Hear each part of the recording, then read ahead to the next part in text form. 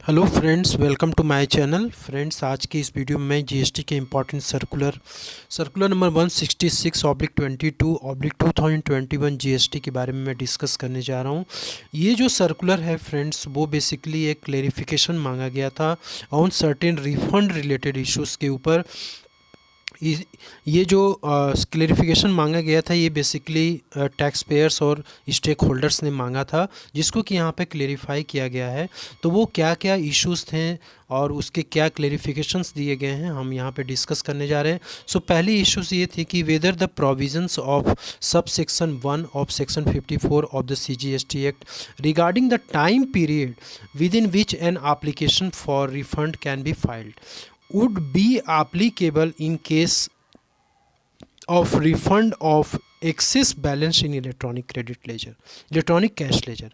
यानी कि सेक्शन 54 में जो टाइम लिमिट दी गई है किसी भी रिफ़ंड को लेने के लिए, यानी अप्लाई करने के लिए, क्या वो टाइम लिमिट जो भी इलेक्ट्रॉनिक कैश लेजर में जो एक्सेस बैलेंस पड़ा हुआ, क्या उसका भी रिफ़ंड लेने के लिए आपको वो टाइम लिमिट फॉलो करनी पड़ेगी? तो द आंसर इज़ नो। ठीक है। इलेक्ट्रॉनिक कैश लेजर में जो भी बैलेंस अब आपके पड़े हुए हैं, चाहे पहले के पड़े हुए हैं, जो कि रिमेन अनयूटिलाइज्ड है, जो जिसको आपने यूटिलाइज नहीं किया है, तो उसका रिफ़ंड आप कभी भी किसी वक्त आप ले सकते हो, उसके लिए एप्लीकेशन फाइल कर सकते हो। आपको उसके लिए सेक्शन 54 के जो टाइम लिमिट है उसको फॉलो करने की आवश्यकता नहीं है। तो ये क्लेरिफिकेशन यहाँ पे दे दिया गया है। The provision of sub section 1 of section 54 of the CGST act regarding the time period within which an application for refund can be filed would not be applicable. यहाँ देखिए लिखा है would not be applicable in case of refund of excess balance in electronic cash ledger. तो आप electronic cash laser का जो भी amount पड़ा हुआ है उसका रिफंड आप कभी भी ले सकते हो। सेकेंड इश्यूज़ ये है कि whether certification and declaration under rule 89(2)(1) और 89(2)(m) of the CGST rules is required to be furnished along with the application of for refund of excess balance in electronic cash ledger। तो क्या ये clarification और declaration जो कि इस rule में mention किया गया, क्या उसको भी हमें एप्लीकेशन के साथ अटैच करना पड़ेगा? तो द आंसर इज़ नो। कोई भी क्लेरिफिकेशन या फिर आपको सर्टिफिकेशन देने की ज़रूरत नहीं है। जब आप अपने इलेक्ट्रॉनिक कैश लेजर में जो भी एक्सेस बैलेंस पड़ा हुआ है, यदि आप उसका रिफ़ंड लेने के लिए एप्लीकेशन फाइल कर रहे हो, तो आपको कोई भी क्लेरिफिकेशन या फिर certification under rule 89(2)(m) of the CGST act, इसकी कोई भी रिक्वायरमेंट नहीं है, जो कि ये बोलता है for not passing the incidence of tax to any other person. यानी किसी भी अदर पर्सन को यदि इंसिडेंस ऑफ टैक्स पास करना है तो हम उसको नहीं करना चाहते हैं, तब हमें सर्टिफिकेशन और क्लेरिफिकेशन की ज़रूरत है।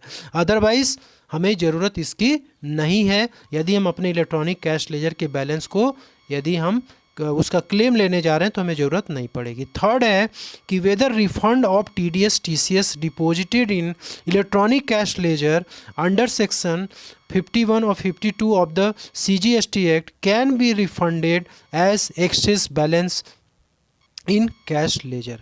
यानी TDS और TCS का जो भी रिफंड है, TDS और TCS जो भी व्यक्ति काटता है ना, वो डिडक्टर कहलाता है, और उसने रिटर्न फाइल कर दी, वो पैसा आपके इलेक्ट्रॉनिक क्रेडिट कैश लेजर में शो करता है। ठीक है।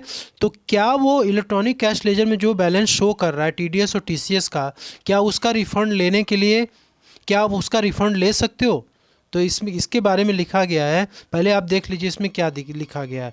The amount deducted at TDS और TCS by the TDS deductor under the provisions of section 51 and 52 of the CGST act as the case में be credited to electronic cash ledger of the registered person is equivalent to cash deposited in electronic cash ledger. यानी TDS deductor और TCS deductor जो भी amount deduct करता है as a TDS और TCS, उसको deposit करा देता है कोई आपके इलेक्ट्रॉनिक कैश लेजर में, तो वो इस तरीके से ट्रीट किया जाएगा कि आपने कैश डिपॉजिट किया अपने इलेक्ट्रॉनिक कैश लेजर में। अब देखिए, ये मैंडेटरी नहीं है, it is not mandatory. It is not mandatory कि जो भी बैलेंस पड़ा हुआ इलेक्ट्रॉनिक कैश लेजर में उसको आप टैक्स लायबिलिटी की पेमेंट के लिए ही केवल इस्तेमाल करते हैं। इसमें देखिए मेंशन किया गया है, it is not mandatory for the registered person to utilize the TDS और TCS amount credited to his electronic cash ledger only for the purpose of discharging the tax liability. तो जो TDS और TCS का amount जो कि आपके electronic cash laser में जमा कराया गया है, उसका ही कोई ज़रूरी नहीं है कि रजिस्टर्ड पर्सन उस अमाउंट को अपने टैक्स लायबिलिटी को डिस्चार्ज करने के लिए इस्तेमाल कर सकता है, ऐसा कोई ज़रूरी नहीं है। ठीक है, तो आगे लिखा गया the registered person is at full liberty to discharge his tax liability in respect of the supplies made by him during the tax period either through the debit in electronic credit ledger or through debit in electronic cash ledger as per his choice and availability of balance in the said ledger। यानी कि जो भी tax liability registered person की बनती है किसी भी tax period में, उस टैक्स लायबिलिटी को वो अपने इलेक्ट्रॉनिक कैश लेजर या इलेक्ट्रॉनिक क्रेडिट लेजर में जो भी अमाउंट है उसको डेबिट करके भी वो डिस्चार्ज कर सकता है। कोई ज़रूरी नहीं कि TDS और TCS का जो अमाउंट है उसी को इस्तेमाल करे। ठीक है, अब देखिए आगे क्या लिखा हुआ है, any amount which remains unutilized in electronic cash ledger after discharge of tax dues and other dues payable under CGST Act rules made thereunder can be refunded to the registered person as excess balance in the electronic cash ledger in accordance with the proviso of subsection 1 of section 54 read with subsection 6 of section 49 of the CGST Act। यानी कि जो भी आपका excess amount है या unutilise amount है electronic cash laser में, चाहे वो TDS का हो TCS का हो, उसका आप रिफ़ंड ले सकते हो। उसके लिए आप अप्लाई कर सकते हो उसको रिफ़ंड लेने के लिए, उसके लिए आपको मना नहीं किया गया यहाँ पे। ठीक है, तो रिफ़ंड आपको कैसे लेना है, आपको फॉलो करना है प्रोविजंस किसका, सेक्शन 54। ठीक है, आप यहाँ पे देखिए आपको प्रोविज़न फॉलो करना है सब सेक्शन 1 ऑफ सेक्शन 54, यानी जो ऊपर हमने डिस्कस करा था ना टाइम लिमिट, उस टाइम लिमिट के अंदर आपको एप्लीकेशन फाइल करना है रिफ़ंड लेने के लिए।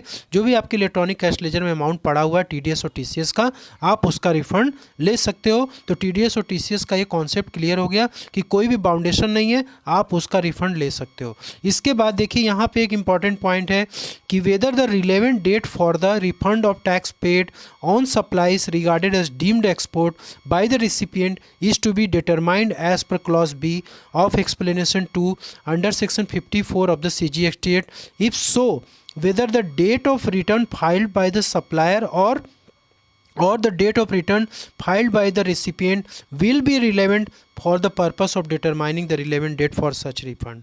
यहाँ देखिए केस क्या है कि यदि कोई भी सप्लाई आप करते हो ना जिस पे आपने टैक्स पे किया है, यदि वो सप्लाई डीम्ड एक्सपोर्ट मानी जाती है और उस टैक्स का रिफ़ंड आपको लेना है, तो रिलेवेंट डेट क्या होगा, किस डेट से आपको एप्लीकेशन फाइल करना पड़ेगा रिफ़ंड लेने के लिए। तो रिलेवेंट डेट ये पूछ रहा है कि क्या वो रिलेवेंट डेट जिस दिन सप्लायर जिसने कि आपका टैक्स जो है काटा है, जिस दिन वो रिटर्न फाइल करता है वो डेट मानी जाएगी रिलेवेंट डेट, या वो डेट जिस दिन की रेसिपिएंट रिटर्न को फाइल करता है वो डेट मानी जाएगी। अब देखिए यहाँ पे क्लेरिफिकेशन क्या दिया गया है कि क्लेरिफिकेशन देखिए यहाँ पे मैं डायरेक्ट क्लेरिफिकेशन पे आऊँगा। On pursual of the above, it is clear that clause B of explanation 2 under section 54 of the CGST is applicable for determining the relevant date in respect of refund of amount of tax paid on the supply of goods regarded as deemed export। यानी कि ये जो 54 है section, उसका जो भी clause explanation है वो रिलेवेंट डेट को डिटरमाइन करता है किस लिए, रिफंड ऑफ टैक्स के लिए। किस पे, on the supply of goods that is deemed export, जो कि डीम्ड एक्सपोर्ट माना गया है, irrespective of the fact whether the refund is filed by the supplier और द रेसिपिएंट। मतलब कि चाहे रेसिपिएंट रिफंड के लिए अप्लाई किया हो या फिर सप्लायर रिफंड के लिए अप्लाई किया हो, दोनों के केस में रिलेवेंट डेट क्या होगा उसको डिटरमाइन करता है। क्या, कौन सा डेट डिटरमाइन करता है ये, तो as the tax on the supply of goods regarded as deemed export, यानी कि जो भी टैक्स का पेमेंट हुआ है गुड्स के सप्लाई पे जिसको कि डीम्ड एक्सपोर्ट माना जा रहा है, would be paid by the supplier in his return. ठीक है, जो सप्लायर उस टैक्स को काटा है वही उसको पे करेगा। तो जो भी सप्लायर उस टैक्स को पे कर रहा है अपने रिटर्न में, तो उस therefore the relevant date for the purpose of filing of return refund claim for the refund of tax paid on such supplies would be the date of filing of return related to such supplies by the supplier। देखिए answer यहाँ मिल गया, यानी कि हमें वो date लेनी है जिस दिन की सप्लायर अपना रिटर्न फाइल कर रहा है। सप्लायर जिस दिन रिटर्न फाइल कर रहा है ना उस टैक्स को जमा कराने के लिए, उस दिन को हम मानेंगे एप्लीकेशन फ़ाइल करने के लिए। उस दिन हम एप्लीकेशन फ़ाइल करेंगे अपने रिफ़ंड लेने के लिए, किस पे, जो भी टैक्स पेड हमने किया है सप्लाईज़ पे, सप्लाई ऑफ गुड्स पे, जिसको कि डीम्ड एक्सपोर्ट माना जा रहा है। तो हमें रेसिपिएंट के डेट को मेंशन नहीं, रेसिपिएंट को डेट को हमें नहीं लेना है। जिस दिन रेसिपिएंट अपना रिटर्न फाइल कर रहा है उस दिन को हमें कंसिडर नहीं करना है रिलेवेंट डेट के लिए। रिलेवेंट डेट हमारा होगा जिस दिन सप्लायर हमारा रिटर्न फाइल कर रहा है। सो फ्रेंड्स, ये थी जो भी इश्यूज़ और उसका क्लेरिफिकेशन जो यहाँ पे दिया गया है। आई होप कि आपको ये सारी बातें क्लियर हो गई। सो फ्रेंड्स, वीडियो अच्छा लगे तो ज़रूर लाइक सब्सक्राइब करिएगा। Thank you.